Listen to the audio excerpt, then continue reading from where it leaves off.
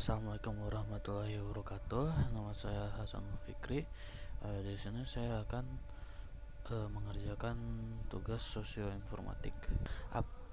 Untuk aplikasi, yang saya analisis adalah aplikasi Smart Jogging Fast untuk siswa tunanetra.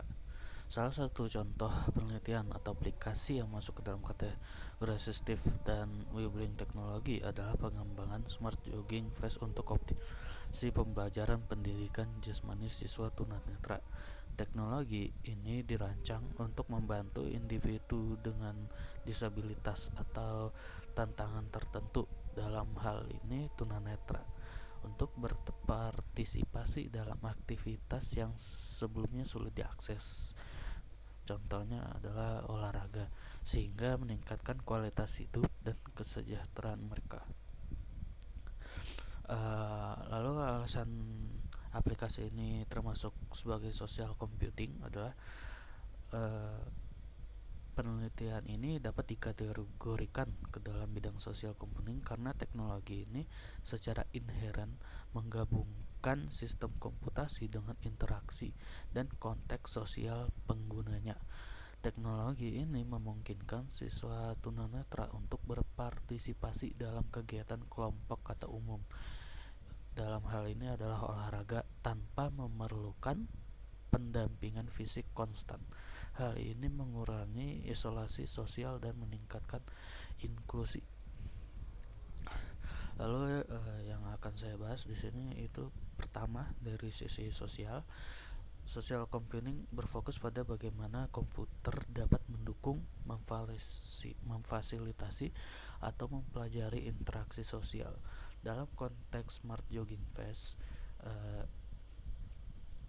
pertama adalah meskipun berlari adalah kegiatan individu, rompi ini mendukung sistem sosial yang lebih besar, kolaborasi antar individu dan teknologi.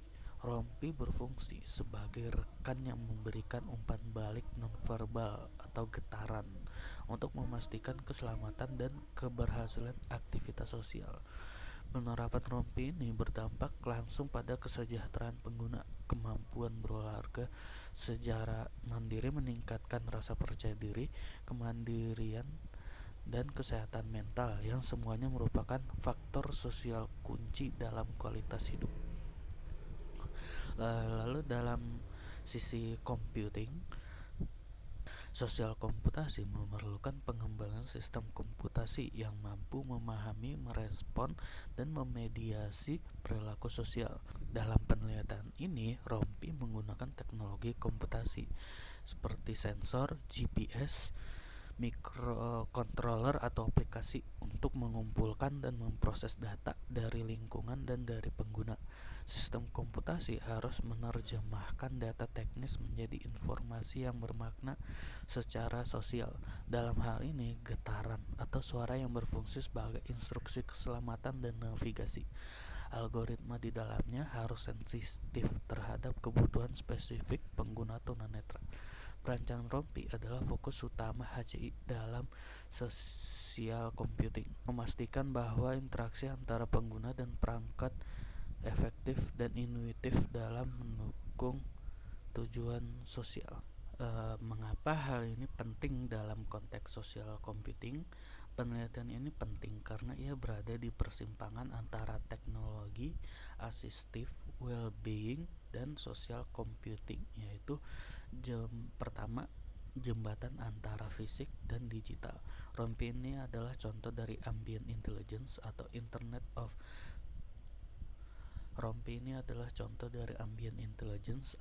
Internet of Social Things, di mana perangkat fisik atau rompi ini tertanam dengan kecerdasan komputasi untuk memfasilitasi aktivitas sosial di dunia nyata.